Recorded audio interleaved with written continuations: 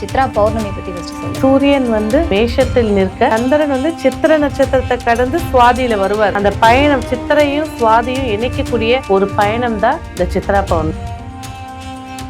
இத்தனை வருஷத்துக்கு ஒரு வாட்டி நிலா இவ்வளவு பெருசா இருக்கும், ரெட் கலர்ல இருக்கும், ஸ்கை கொஞ்சம் ப்ளூயிஷா இருக்கும், ஒயிட். வருஷம் சித்ரா பௌர்ணமி நிலா அளவை விட கொஞ்சம் பெருசா தெரியும். சித்ரா பௌர்ணமியோட விரதம் அப்படின்னு எடுக்கும்போது பார்த்தீங்கன்னா ஃபேமஸானது சத்யநாராயண பூஜை. சத்யநாராயண பூஜை ஒவ்வொரு 3 அவதாரங்கள், 3 விரதங்கள், 3 பூஜைகள் இருக்கு. முக்கியமாவே பௌர்ணமி விரதம்னு ஒருத்தவங்க நார்மலா எடுத்தாலே உடம்பு நிறைய பெருமாள் கோயில்ல பாத்தீங்கன்னா இந்த மட்டையில விளக்கு போட்டிருப்பாங்க. அது தெப்ப திருவிழா. அதுக்கு அடுத்தது கடலுக்கு உண்டான ஒரு திருவிழா அப்படின்னு பாத்தீங்கன்னா இதுதான். இந்த கடலை வழிபாடு பண்ணணும். நிலாவோட அந்த கடவுளை வழிபாடு செய்யும் போது இந்த சித்திர நட்சத்திரம்னு எடுக்கும் போது பாத்தீங்கன்னா சித்திரகுப்தனுடைய வரலாறு உள்ள வரும். இந்த வரலாறு எப்படி வந்துச்சு? ஒரு காலகட்டத்துல 4 யுகங்கள் சித்திரகுப்தனை எப்படி வழிபாடு செய்யலாம். சித்திரகுப்தர் அப்படின்னு எடுக்கும்போது பாத்தீங்கன்னாக்கா வீட்டுல வழிபாடு செய்யற முறை அப்படின்னு எடுக்கும்போது அவரோட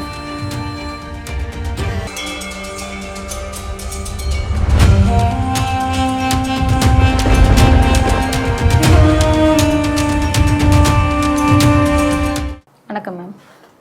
வணக்கம் மேம், பௌர்ணமி அப்படின்னாலே ரொம்ப விசேஷமா இருக்கும். நிறைய பேர் கிரிவலம் போவாங்க.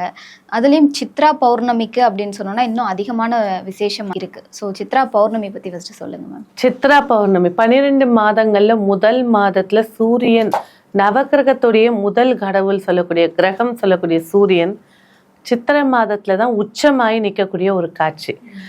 சூரியன் மேஷத்தில் நிற்க, சந்திரன் துலாத்துல நிற்க, சமசப்தமாக நிற்கக்கூடிய, அதாவது சந்திரன் சித்திர நட்சத்திரத்தை கடந்து சுவாதியில வருவார். அந்த பயணம் சித்திரையும் சுவாதியும் இணைக்கக்கூடிய ஒரு பயணம் தான் இந்த சித்ரா பௌர்ணமி. இந்த சித்ரா பௌர்ணமின்னு எடுக்கும்போது பாத்தீங்கன்னாக்கா, அதாவது ஒரு இத்தனை வருஷத்துக்கு ஒரு வாட்டி நிலா இவ்வளவு பெருசா இருக்கும், ரெட் கலர்ல இருக்கும், ஸ்கை கொஞ்சம் ப்ளூயிஷா இருக்கும், ஒயிட். வருஷம் சித்ரா பௌர்ணமி நிலா அளவை விட கொஞ்சம் பெருசா தெரியும். அதான் இந்த சித்திர பௌர்ணமி. ஒவ்வொரு பௌர்ணமிக்கும் ஒரு அம்சமா வருவாங்க. இதுல முக்கியமா நிலாவுடைய பவர். ஒரு ஜாதகத்துல சந்திரன் 6, 8, 12 போயிடுச்சு, அஸ்தங்கம் ஆயிடுச்சு, அமாவாசையில பிறந்துட்டாங்க, பாதகம் ஆயிடுத்து, திதிசூன்யத்துல போயிடுச்சு, எப்படி வேணா போட்டோங்க. அந்த சந்திரனை நீங்க ஜெயிக்க வைக்கணும், வலு பெறணும் அப்படின்னா இந்த சித்ரா பௌர்ணமி வழிபாடு சிறப்புகளை ஏற்படுத்தி கொடுக்கும். கண்டிப்பா மேம். சித்ரா பௌர்ணமி அன்னைக்கு நிறைய பேர் விரதம் இருப்பாங்க. ஸோ முறையா எப்படி விரதம் இருக்கணும் அன்றைய தினம்? ஓகே, சித்ரா பௌர்ணமியோட விரதம் அப்படின்னு எடுக்கும்போது பாத்தீங்கன்னா ஃபேமஸானது சத்யநாராயண பூஜை. சத்யநாராயண பூஜை ஒவ்வொரு பௌர்ணமிக்கும் எடுப்பாங்க. கணவன் மனைவி தம்பதியராக உட்கார்ந்து அந்த ஹோமத்தை கலந்து, இந்த மெயினா கேசரி தான், ரவை தான் பதார்த்தம் வைப்பாங்க, நெய்வேத்தியம். அதை வச்சு வழிபாடு பண்ணி எல்லாருக்கும் கொடுப்பாங்க. அந்த புராண கதையை பேசுவாங்க. அதுக்கு அடுத்த நிலையா பாத்தீங்கன்னா இந்த சித்திர மாதத்துக்குன்னு ஒரு விசேஷம் எடுத்துக்கிட்டீங்கன்னா சித்திரகுப்தன் அவதரிச்சதும் இந்த சித்திர மாதத்துல தான். அதே நேரத்துல இந்த சித்திர மாசத்துல வரக்கூடிய சித்திர நட்சத்திரம் சக்கரத்தாழ்வார் அவதரிச்சதும் இதுலதான். ஸோ 3 அவதாரங்கள், 3 விரதங்கள், 3 பூஜைகள் இருக்கு. முக்கியமாவே பௌர்ணமி விரதம்னு ஒருத்தவங்க நார்மலா எடுத்தாலே உடம்பில் இருக்கக்கூடிய நோய் நொடிகள் நீங்கக்கூடியது, நம்மளோட உடம்போட வைப்ரேஷனை சீர் பண்ணி கொடுக்கக்கூடியது, மைண்ட் ஸ்டேட்டஸை ப்ரெசன்ஸ் ஆஃப் மைண்டுன்னு வாங்க, அந்த இடத்துக்கு எப்படி நடந்துக்கணும் அப்படிங்கிறத ஏற்படுத்தி கொடுக்கறது இந்த சித்ரா பௌர்ணமியோட வழிபாடு. முக்கிய அம்சம் பார்த்தீங்கன்னா காலையிலேருந்து நார்மலாக விரதம் இருப்பாங்க.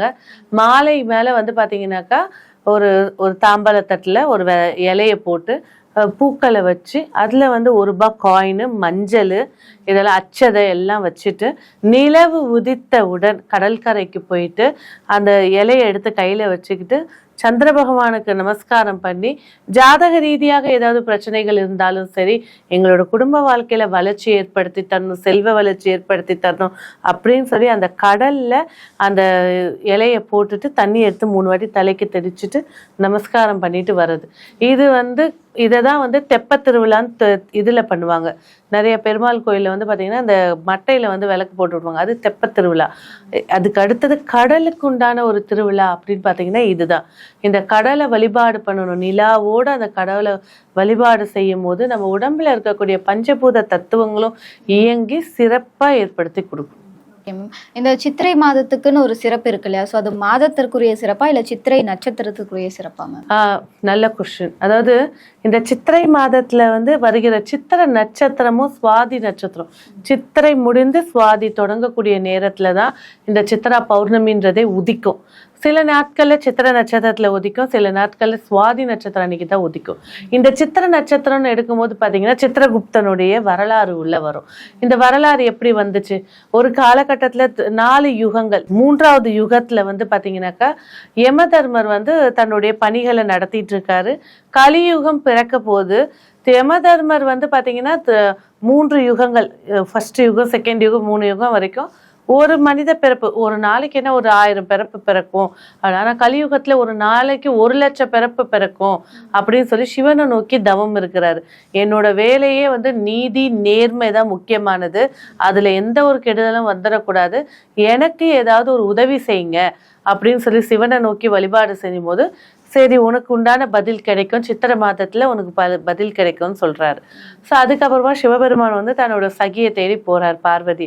அந்த நேரம் பார்வதி வந்து பாத்தீங்கன்னா ஒரு தாமரை மேல ஒரு குழந்தை மாதிரி ஒரு குள்ளமா ஒரு பர்சனை வந்து வரைகிறாங்க. வரைஞ்சி கையில ஒரு நோட்டு ஒரு பேனா ஓலைச்சுடி வச்சிருக்கிற மாதிரி வரைகிறாங்க. அந்த சித்திரத்தை இந்த சிவன் நோக்கி வரமளித்து வந்தவர் தான் சித்திரகுப்தன். அவரோட பேர் குப்தன் தான். இந்த சித்திர நட்சத்திரம் அன்னைக்கு அவர் உதிச்சனாலதான் சித்திரகுப்தன். அதுலயும் இன்னும் தெளிவா சொல்லணும்னா சித்திரை மாதத்துல வரக்கூடிய சித்திரை நட்சத்திரம் பௌர்ணமி திதியும் 3 ஒரே நேர்கோட்ல வர்றது ஒரு 3 வருஷத்துக்கு ஒரு வாட்டி 2 வருஷத்துக்கு ஒரு வாட்டி தான். அந்த நேர்கோட்ல போய் சித்திரகுப்தனை ஒருத்தர் கும்பிடும் போது வாழ்நாளில் ஏற்பட்ட தெரிந்து தெரியாம இருக்கக்கூடிய பாவங்களை போக்கக்கூடிய வல்லமை படைத்தவர் தான் சித்திரகுப்தன். சரி அவரை படைச்சிட்டாங்க. படைச்சிட்டு யமதர்மர் கிட்ட அனுப்புறாங்க, இவர் தான் உன்னுடைய அசிஸ்டன்ட், நீ வச்சுக்கோ வழக்குகள் எல்லாத்தையும். அப்போ ஒரு காலகட்டம் போனதுக்கு அப்புறமா ஒவ்வொரு மனுஷனுடைய வாழ்க்கையை படிச்சு படிச்சு அவனுக்கு பாவத்தையும் புண்ணியத்தையும் எழுதின சித்திரகுப்தனுக்கு மனசு சுமையே வந்துச்சு, ஸ்ட்ரெஸ்ஸோட உச்சகட்டத்துக்கு போயிட்டாரு. உடனே சிவனை நோக்கி போனார். அப்ப போகும்போது என்ன ஆச்சு, என்ன விஷயம்? இல்ல நிறைய மக்கள்கள் தெரிஞ்சு செய்யற பாவத்துக்கு தண்டனை கொடுக்கறது நியாயமானதுதான், ஆனா தெரியாம செய்யற பாவத்துக்கும் அவங்கள நரகத்துல அனுப்புறது ரொம்ப கஷ்டம், அவங்க செஞ்ச தப்பு அவங்களுக்கே தெரியல அப்படின்னு சொல்லும் போது என்ன செய்யறது அப்படின்ற போது சரி நீ இந்த நிமிடத்திலிருந்து தெரியாமல் செய்த கர்மா இருக்கு அப்படின்னா அதை மன்னிக்கிற தன் வரத்தை உனக்கு நான் தரேன், ஆனா அதுக்கு நான் அநீதியா நீ நடந்துக்க கூடாது அப்படின்னு சொல்லி சிவனிடமிருந்து வரம் பெற்றது இந்த பௌர்ணமியில. சரி அதுக்கப்புறமா அவர் உட்கார்ந்து பண்ணும்போது பாத்தீங்கன்னாக்கா இந்த சித்திரகுப்தன் அப்படிங்கிறவர் வந்து இதுக்கு ஒரு சின்னதா ஒரு புராண கதை வந்து பாத்தீங்கன்னாக்கா ஒரு கிராமத்துல ஒரு பெண்மணி இருக்காங்க. இந்த சித்திரகுப்தனோட டீட்டெயில்ஸை பற்றி தெரிஞ்ச உடனே சித்திரகுப்தனுக்காக மாதம் மாதம் வரக்கூடிய பௌர்ணமிலையும் விரதம் இருக்காங்க. இந்த சித்திரை மாசத்துல வரக்கூடிய பௌர்ணமிலையும் அவங்க விரதம் இருக்கும்போது அவங்க சொல்லி கேட்டது என்ன அப்படின்னாக்கா என்னோட குழந்தைய நீ பார்த்துக்கோ, அவனை மோட்சத்துக்கு நல்ல சொர்க்கத்துல வாழ்ற வாழ்க்கையை கொடுத்துரு, அவன் அநீதி நிறைய செய்யறான் அப்படின்னு சொன்னான சித்திரகுப்தர் வந்து கம்முன்னு கேட்டுக்கிட்டு இருக்காரு. அதுக்கப்புறம் அந்த தாய் இறந்துடுறாங்க. அந்த பையன் மட்டும் தனியா உட்காந்து தன்னோட வாழ்க்கையோட கடைசி கட்டத்துல இருக்கும்போது இந்த சித்திரகுப்தன் வந்து மாறு வேடத்துல போறாங்க. போயிட்டு இந்த மாதிரி எனக்கு கொஞ்சம் தண்ணி கூட அப்படின்னு கேட்கும். ஊரே தண்ணி இல்லாம இருக்கு, உனக்கு எதுக்கு நான் தண்ணி தரணும் அப்படின்னால சரி தண்ணி தரல. 2வது விஷயம் அவர் கேட்குறாரு, ஊரே தண்ணி இல்லாம இருக்கு, இந்த இடத்துல நீ ஒரு குளம் வெட்டு, குளம் வெட்டின உடனே தண்ணி வர ஆரம்பிக்கும், நான் தண்ணி குடிச்சுக்கிறேன், நான் இவ்வளோ சொல்றேன்ல எனக்காக கொஞ்சம் பாரு. சரி வயசானவர் ரொம்ப பேசுறாரு சொல்லிட்டு இவரும் போயிட்டு அந்த குளத்தை வெட்டுறாரு. குளத்தை வெட்டின உடனே அடுத்த நாளே இவர் இறந்தும் போயிடுறாரு. சரி இறந்து போனான்னு மேலோகத்துக்கு வராரு, அவருடைய ஆன்மா வருது. சித்திரகுப்தனை தான் ஃபர்ஸ்ட் சந்திக்கிறாரு. அப்ப சித்திரகுப்தன் சொல்றாரு, இப்ப யமதர்மர் வருவார், உன்னை கேட்பார் நீ சொர்க்கத்துக்கு போறியா நரகத்துக்கு போறியான்னு. நீ என்ன சொல்லணும்னா சொர்க்கத்துக்கு போறேன்னு மட்டும் இது மட்டும் சொல்லு, நான் பாத்துக்கிறேன். சரின்னு போனான யமதர்மர் வந்து கேட்குறாங்க, நீ சொர்க்கத்துக்கு போறியா நரகத்துக்கு போறியான்ற போது நான் சொர்க்கத்துக்கு தான் போவேன்னு கணக்கு வழக்க கேட்குறாரு குப்தர் கிட்ட. சித்திரகுப்தர் சொல்றாரு, இவன் வந்து ஒண்ணுமே நல்லது செஞ்சதில்லை, தன்னோட தாய்க்கு கூட ஒரு நல்லதும் செஞ்சதில்லை, ஆனா என்ன ஒண்ணுன்னா இறக்கத்துக்கு 3 நாள் முன்னாடி ஒரு குளம் வெட்டியிருக்கான். அந்த குளம் வந்து அந்த ஊர் மக்கள் தண்ணி இல்லாத காரணத்தால ஒரு குளத்தை இவனே சுயமா வெட்டியிருக்கான், அதனால ஒரு 3 நாள் இவன் சொர்க்கத்துல இருக்கிறதுக்கான கணக்கு வருது அப்படின்னால சரின்னு சொல்லிட்டு யமதர்மர் 3 நாள் நீ சொர்க்கத்துல இருக்கலாம், அதுக்கப்புறம் நரகத்துக்கு போகணும்னு சொல்றேன். இந்த 3 நாளுக்குள்ள மழை வெள்ளம் வந்து அந்த குளம் நிரம்பிடுது, ஊர் மக்கள் எல்லாம் தண்ணி பஞ்சம் நீங்கி நல்லா வாழ்ந்துடுறாங்க. அப்புறம் திரும்ப 3 நாளுக்கு அப்புறம் கூப்பிட்டதுக்கு அப்புறமா இவனோட கணக்கு என்னன்னு கேட்கும்போது இவன் கணக்கே பாவமே இல்லைங்க, எல்லாமே புண்ணியமா போச்சு, இவன் வெட்டி வச்ச குளத்தினால ஒரு ஊர் மக்களே தண்ணி குடிச்சு வாழ்ந்து இவனை வாழ்த்திருக்காங்க, ஸோ பாவ கணக்கை விட புண்ணிய கணக்கு அதிகமாகிடுது அப்படின்னு சொன்ன உடனே யமதர்மன் மகிழ்ச்சியா அவரை வந்து சொர்க்கத்துக்கு அமைச்சிட்டார்.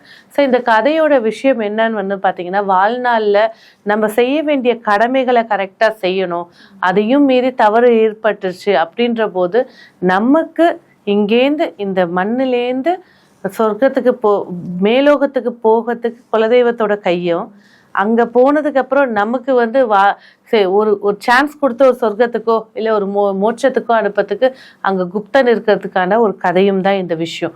அப்போ என்ன செய்யலாம், சித்திரகுப்தனை எப்படி வழிபாடு செய்யலாம். சித்திரகுப்தர் அப்படின்னு எடுக்கும்போது பார்த்தீங்கன்னாக்கா வீட்டில் வழிபாடு செய்கிற முறை அப்படின்னு எடுக்கும்போது அவரோட ஃபோட்டோ இருந்தால் வச்சுக்கலாம், இல்லைன்னா விளக்கு ஒன்று ஏற்றி வச்சுட்டு விநாயகரை பிடிச்சி வச்சு தேங்காய் பழமோட மஞ்சள் பிடிச்சி வச்சு வெத்தலைப்பாக்கு வாழைப்பழம் வச்சுட்டு சக்கரை பொங்கல் செஞ்சு வச்சுட்டு காய்கறிகளை நிறைய வைக்கணும், மத்து பருப்பு கடையிற மத்து அந்த கரண்டிகள் அதெல்லாம் வச்சுட்டு கற்பூர தீபார்த்தனை காட்டிட்டு அந்த பொங்கலை எல்லாருக்கும் கொடுத்துட்டு நமஸ்காரம் பண்றது, நோட்டு புக்கு இதெல்லாம் அதில் என்ன எழுதுவாங்கன்னா சித்திரகுப்தனுடைய படியளப்பு அப்படின்னு சொல்லி எழுதி படியெல்லாம் வைப்பாங்க. அதெல்லாம் வச்சு வைக்கும் போது பார்த்தீங்கன்னா அந்த பசங்கள்லாம் நின்று வழிபாடுகள் செய்யும் போது தெரிஞ்சும் தெரியாமலும் செஞ்ச பாவங்கள் கர்மாக்கள் ஏதோ இருந்தால் என்னை மன்னிச்சிடுங்க அப்படின்னு சொல்லி மன்னிப்பு இருந்து ஃபர்ஸ்ட் விரதம் காலையில் 6 மணிலேருந்து பௌர்ணமி முடிகிற வரைக்கும் இருக்கிறது தான் விரதம். அதுக்கப்புறம் தான் இதை செஞ்சு சாமி கும்பிட்றது வழக்கம். இதுதான் வந்து சித்திரகுப்தருடைய வழிபாடு முறை. சித்திரகுப்தருக்கு அப்படின்னு சொல்லிட்டு தனியாக ஏதாவது கோவில் வழிபாடு இருக்கா மேம்? கண்டிப்பாக இந்தியாவிலே வந்து பார்த்தீங்கன்னா எல்லாருக்கும் தெரிஞ்சது ஒரே ஒரு கோவில் தான். அதாவது காஞ்சிபுரம் பஸ் ஸ்டாப் பக்கத்துலேயே இந்த சித்திரகுப்தருடைய கோவில், தன்னுடைய மனைவியோட கண்ணகி சமேதரா இருக்கக்கூடிய ஒரு காட்சி கோயில் இருக்கு. இன்னொரு கோவிலும் இருக்கு, ஸ்ரீவாஞ்சியம் அப்படின்ற ஊர்ல வந்து பாத்தீங்கன்னா யமதர்மருக்கு பக்கத்திலேயே சித்திரகுப்தன் உட்கார்ந்துருப்பாங்க. அப்ப எப்படி, இவர் இல்லறத்துல இருக்கார் வீட்டுக்குள்ள, அவர் ஆபீஸ்ல இருக்காரு.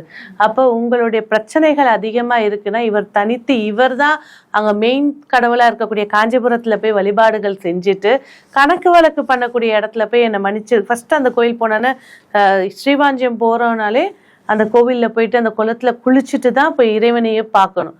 ஸோ ஏதேனும் ரொம்ப அதிக கண்டங்கள் இருக்கு, பிரச்சனைகள் இருக்கு அப்படின்னா ஃபர்ஸ்ட் ஸ்ரீவாஞ்சியம் தான் போய் யமதர்மருக்கு போய் ப்ரெசன்ட் போடு, பக்கத்துலேயே சித்திரகுப்தர் இருப்பாரு, வந்துட்டா நீ வந்ததே பெருமை பற்றி எழுதுவார் அவரு அப்படிங்கிறதுக்காக தான் அங்கே ஃபர்ஸ்ட் போறது. அது ஆஃபீஸு சித்திரகுப்தருக்கு, இது வீடு. இங்கே போகும்போது நம்மளோட தெரிந்த இப்போ நிறைய இடங்கள்ல வந்து பார்த்தீங்கன்னா நம்ம இப்போ இருக்கக்கூடிய தொழில் முறையில நம்மளுக்கு ஏற்ற இறக்கமான பேச்சுக்கள் நிறைய பேர் பேசுவாங்க, சிலர் தெரிஞ்சே ஏமாத்துவாங்க. ஒரு கட்டத்துக்கு மேல தன் தவற புரிஞ்சு அதுக்குண்டான மன்னிப்பு அதுக்குண்டான தான தர்மங்கள் செய்யறதுக்கு முன்னாடி சித்திரகுப்தனை போய் வழிபாடு செஞ்சுட்டு இதை செய்யறது சிறப்பு. பௌர்ணமி விரதத்துல சத்யநாராயண பூஜை வந்து வம்ச விருத்தி, வளர்ச்சி, செல்வ செழிப்பு ஏற்படுத்தி கொடுக்கும். அதே பௌர்ணமி விரதத்துல சித்திரகுப்தன் வழிபாடு உங்களோட கர்மாக்களையும் பாவத்தையும் மன்னிக்கிறதுக்கு இருக்கும். கண்டிப்பா. நன்றி. நன்றி.